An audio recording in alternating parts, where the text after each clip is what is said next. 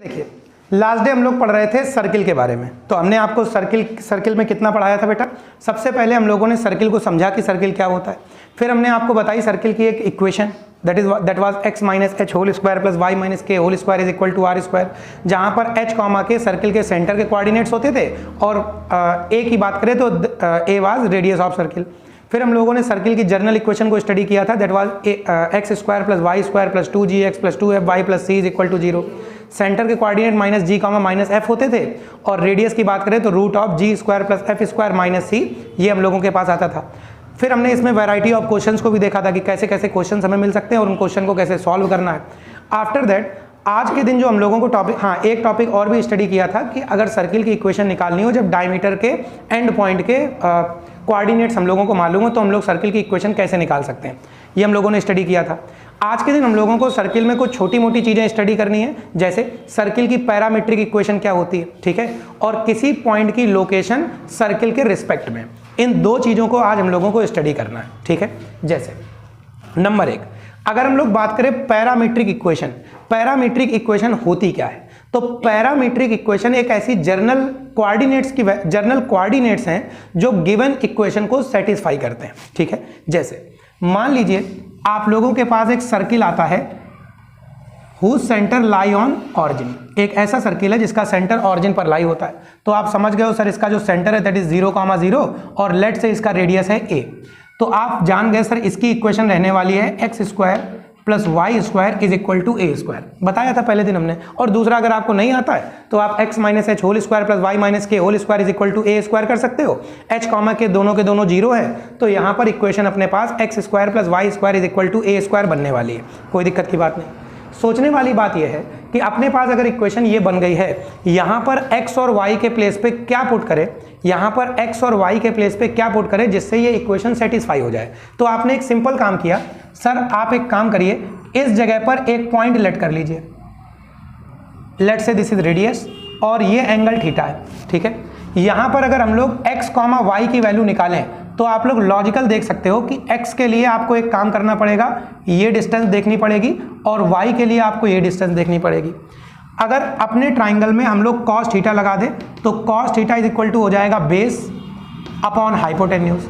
अगर हम लोग यहाँ पर sin थीटा लगा दें, sin theta is equal to perpendicular upon hypotenuse.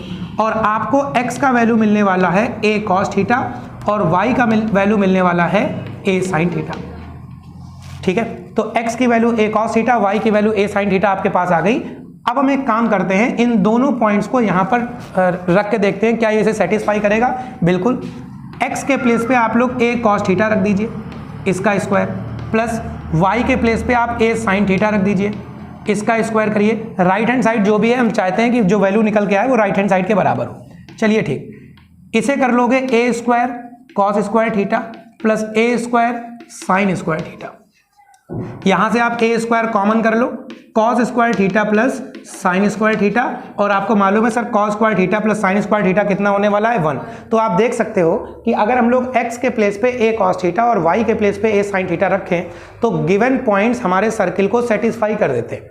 तो इन दोनों कोऑर्डिनेट्स को, मतलब a cos theta comma a sin theta, इसे हम लोग बोल देंगे पैरामीट्रिक कोऑर्डिनेट्स। और यहाँ पर x is equal to a cos theta, y is equal to a sin theta, ये आपको दो इक्वेशन दिख रही हैं, ठीक है। इन्हें हम लोग बोलेंगे sir these are parametric equations of given circle. ये सर्किल की पैरामीट्रिक इक्वेशन है, समझ गए। पैरामीट्रिक इक्वेशन मीनिंग ऐसे पॉइंट, ऐसी इक्वेशन जो गिवन सर्किल को सेटिस्फाई करे, हमेशा ही सेटिस्फाई करे, समझ गए। अब देखो, मान लो आप लोग इसे रट के बैठ जाओ कि सर हमारे पास सर्किल आएगा, सर्किल की पैरामीट्रिक इक्वेशन पूछी जाएगी, तो हम लोग एक काम करेंगे, x is equal to a cos theta, y is equal to a sin theta याद कर लेंगे, ठीक है। यहाँ पर थीटा एक वेरिएबल है और a हो जाएगा हमारा रेडियस। लेकिन अगर मान लीजिए यहीं पर इक्वेशन आ जाए x minus 2 whole square plus Y minus 3 whole square बराबर में 5 का स्क्वायर, और हम आपसे बोले कि सर यहाँ पर पैरामीट्रिक इक्वेशन बताइए, तो आप बोलोगे अरे बहुत सिंपल, x की वैल्यू एक काम करिए 5 cos थीटा लेट कर लीजिए, y की वैल्यू आप एक काम करिए 5 sin थीटा लेट कर लीजिए, और अगर x और y के प्लेस पे हम यहाँ पर वैल्यू पुट करें, मीनिंग सिमिलर, रेडियस पहले पता कर ली और a cos theta a sin theta हमने निकाल लिया। अगर हम लोग यहाँ पर x और y की वैल्यू पुट करेंगे तो आप देख सकते हो इन दोनों में अंतर है, नहीं सेटिस्फाई होने वाला। Left hand side right hand side की वैल्यू बराबर नहीं आएगी, यहाँ पर आपको a माइनस बी का होल स्क्वायर करना पड़ेगा। तो फिर क्या किया जाए, तो ऐसी जगह पर अपना दिमाग लगा दो। क्या करो सर, हमें यहाँ पर x के प्लेस पे ऐसा कुछ रखना है कि इक्वेशन सेटिस्फाई हो जाए। माइनस में कितना लिखा है 2, तो आपने बोला सर x के प्लेस पे लिख दो 5 cos थीटा प्लस 2, ठीक है, और y के प्लेस पे लिख दो 5 sin थीटा प्लस 3। अब जब हम इन दोनों वैल्यूज को यहां पर पुट करेंगे तो 5 cos थीटा प्लस 2 और माइनस में क्या लिखा है 2, स्क्वायर कर दीजिए, plus 5 sin theta plus 3, minus में क्या लिखा हुआ है 3। आप देखो 3 से 3, 2 से 2 कैंसिल, इसको जब स्क्वायर करोगे तो 5 स्क्वायर कॉमन मिलेगा। बिल्कुल सिमिलर काम, cos square theta plus sin square theta आपके पास बनेगा, जिसे आप लोग 1 बोल दोगे और LHS इज इक्वल टू आ जाएगा RHS। क्या मेरी बात समझ गए? तो इस तरीके से आप लोग पैरामीट्रिक इक्वेशन बना सकते हो। चलो क्वेश्चन ऐसे ना मिले, थोड़ा सा चेंज करके दे दिया जाए, इसे हम रब कर दें। क्या मेरी बात समझ में आ रही? तो अगर आपके पास ऐसी इक्वेशन आएगी, पैरामीट्रिक इक्वेशन बना लोगे। सोचो अगर यहां पर +2 लिखा होता तो आप इधर -2 कर देते, क्या दिक्कत की बात है? ठीक है, बस उस 2 को कैंसिल करना है। समझ गए आप लोग? अब हम इसे रब कर देते हैं, आगे बढ़ते हैं। तो अब हम लोग एक काम करने वाले हैं, दूसरी इक्वेशन स्टडी करने वाले हैं ऑफ मीनिंग हम दूसरे टाइप के क्वेश्चन को देखने वाले हैं। अगर मान लीजिए आप लोगों के पास क्वेश्चन ऐसा आ जाए, x square plus Y square plus 8x plus 32y plus 9 is equal to 0, और आपसे कहा गया है कि जाइए इस सर्किल का पैरामीट्रिक इक्वेशन हमको बताइए। तो अगर आपको इस सर्किल का पैरामीट्रिक इक्वेशन चाहिए तो ऐसे सिनेरियो में आप क्या करिए, पहले आप यहां पर x स्क्वायर प्लस 8x वाले टर्म को पास में रख लो, y स्क्वायर प्लस 32y वाले को एक तरफ रख लो, बाकी सबको लात मार के अलग तरफ कर दो, मतलब उधर भगा दो। कोई दिक्कत की बात? लात नहीं मारनी है, मतलब कॉपी विद्या रानी होती है ना, लात सही बात मार दो। देखिए एक्स स्क्वायर प्लस 8x आप लोगों ने 10th में पढ़ा होगा, परफेक्ट स्क्वायर बना के इक्वेशन को सॉल्व करना पड़ा था ना आप लोगों ने, तो हम लोग यहाँ पर परफेक्ट स्क्वायर ही बनाने वाले हैं। ये जो 8x आपको दिख रहा है इसे आप कर लीजिए 2 × 4 × x, ठीक है। अब आप क्या करोगे, 4 का स्क्वायर जोड़ो और 4 का स्क्वायर घटाओ। इससे अच्छा एक काम करो, 4 का स्क्वायर दोनों तरफ जोड़ दो, ठीक है। इधर देखो y स्क्वायर प्लस इसे कर लो 2 × 16 × y। अब आप क्या करो, 16 का स्क्वायर इधर जोड़ो तो 16 का स्क्वायर इधर भी जोड़ दो। क्या इससे कोई फर्क पड़ता बेटा? देखो ये आपके पास x + 4 का होल स्क्वायर लिखा है, ये आपके पास y + 16 का होल स्क्वायर लिखा है, बराबर में 16 का स्क्वायर कितना होता है बेटा? 16 का स्क्वायर 256, ठीक। 256 में आप लोग 9 को घटा दो और फिर उसके बाद 16 को जोड़ दो, ठीक है। अभी करना पड़ेगा। 256 में आप लोग पहले 16 को जोड़ो, 6 6 12, 5 1 6 1 7 और 2, और इसमें 9 को घटा दो तो हो जाएगा 12 और 9 3 12, तो 263 ये आप लोगों के पास आएगा। अभी देखो बराबर में जो रेडियस है ना, उसे पहले एक काम करो, इस इक्वेशन को पहले रेडियस के फॉर्म में लाओ, प्लस y + 16 होल स्क्वायर, इसे कर लो √263 होल स्क्वायर। अब बताओ इसका पैरामीट्रिक इक्वेशन तुम्हें पता चल जाएगा। x का वैल्यू आप लोग क्या बोलोगे, सर रेडियस का वैल्यू है √263 इंटू cos थीटा कर लो, प्लस में 4 रखा है तो माइनस का 4 कर लो, ठीक है। y का वैल्यू कितना होगा बेटा, √263 sin थीटा कर लो, प्लस में 16 रखा है तो माइनस का 16 कर लो। जस्ट दोनों वैल्यू पुट करोगे और आपके पास पैरामीट्रिक इक्वेशन आ जाएगी। तो कैसे आप लोग पैरामीट्रिक इक्वेशन निकालोगे, आपको समझ में आ गया। अब बताओ सर्किल का इक्वेशन मिलेगा तो इतने टाइप से ही मिलेगा आप लोगों को। सर्किल का इक्वेशन मिलेगा या तो जर्नल फॉर्म में मिल जाएगा, या तो सेंटर लोकेटेड और ऑरिजिन आपको मिल जाएगा, और या तो फिर आप लोगों को x - h whole square plus y - k whole square is equal to r square के फॉर्म में मिल जाएगा। तीनों तरीके के क्वेश्चंस कैसे सॉल्व करने हैं हमने आपको बता दिए। पैरामीट्रिक इक्वेशन कैसे निकलेगी ये आप लोगों को समझ में आ गया होगा। अब पैरामीट्रिक इक्वेशन के बाद अगर हम लोग आगे बढ़ें तो एक टॉपिक और आता है, location of point with respect to circle. किसी सर्किल के रिस्पेक्ट में पॉइंट की लोकेशन, इसे रब कर दे। क्या कहानी है, आप लोगों के पास एक सर्किल आता है, ठीक है। इस सर्किल के रिस्पेक्ट में किसी भी पॉइंट की 3 जगह पर 3 लोकेशंस हो सकती हैं। पहली लोकेशन, जैसे मान लीजिए आपके पास ये पॉइंट ए है, that lies inside the circle. Number 2 point B, that lies on the circle. और number 3 point C, that is outside the circle. ठीक है, तो आपके पास एक सर्किल को लेकर के कोई भी पॉइंट 3 जगहों पर आप लोगों को मिल सकता है, सर्किल के अंदर, सर्किल पर और सर्किल से बाहर। ठीक है, जैसे आप लोगों के पास हमने एक इक्वेशन दे दी x - 2 whole square plus y - 3 whole square is equal to 5 square. तो आप लोग एक बात समझ गए सर, जो सर्किल अपने पास है उसका सेंटर हम लोगों के पास रहने वाला है 2,3 और रेडियस कितना होने वाला है बेटा 5। ठीक, कंपेयर करके आराम से कर लेंगे। कोई भी सर्किल आ जाए, जर्नल फॉर्म में आ जाए, तो पहले सेंटर और रेडियस आप लोग पता कर लीजिए, कर लेंगे। जब सेंटर और रेडियस आप लोगों को पता चल जाए, इसके बाद हमने मान लीजिए आपको पॉइंट ए दिया है, दैट इज h, k।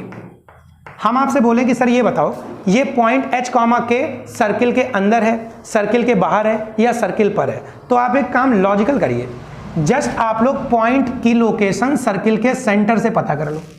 ठीक है, मतलब पॉइंट की दूरी आप लोग, distance between given point and centre of circle आप लोग पता कर लीजिए। लेट्स से ये अपने पास डिस्टेंस आया है d।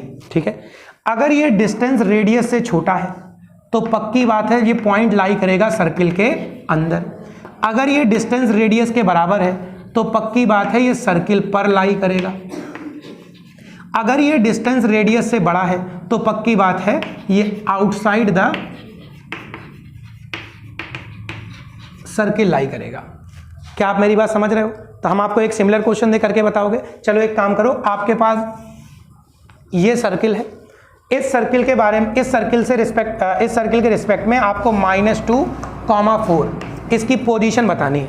-2,4 क्या इस सर्किल पर लाई करेगा या इस सर्किल के बाहर लाई करेगा, ये आप लोगों को बताना है। -2,4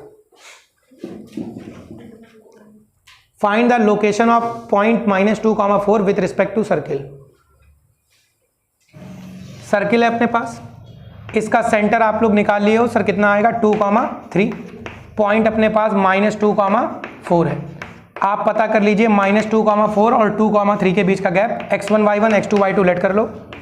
-2 में 2 घटाओगे -4 आएगा, स्क्वायर करोगे 16 आएगा, प्लस यहाँ पर आप एक बात बताओ, 4 में आप 3 घटाओगे 1 आएगा, 1 का स्क्वायर कितना आएगा 1, दैट कम्स टू बी √17।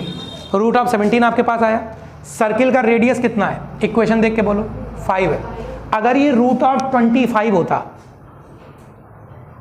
तब 5 के बराबर होता, ये नंबर 25 से छोटा है, तो पक्की बात है d की वैल्यू रेडियस से छोटी है।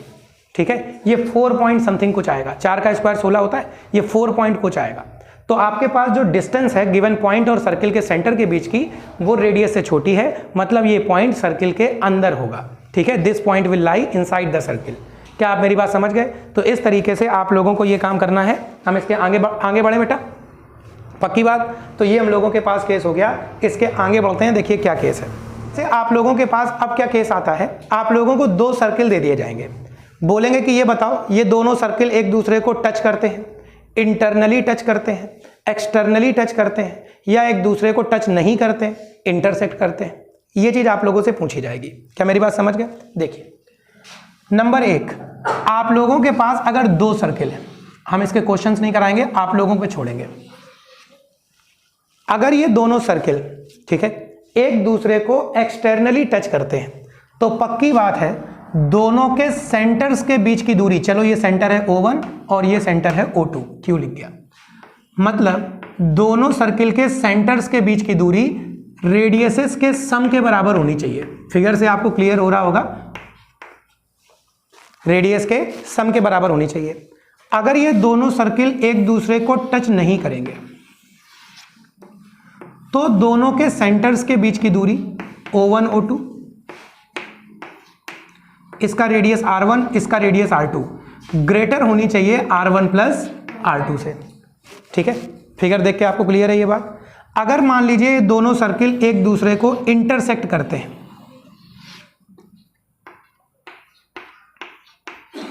तो दोनों के बीच का दूरी बेटा अब आप देख सकते हो, पहले का रेडियस R1 और दूसरे का रेडियस R2 यहां से आएगा। ठीक है, तो दोनों के बीच का गैप O1 O2 छोटा होना चाहिए R1 प्लस R2 से। क्या आप मेरी बात समझ गए?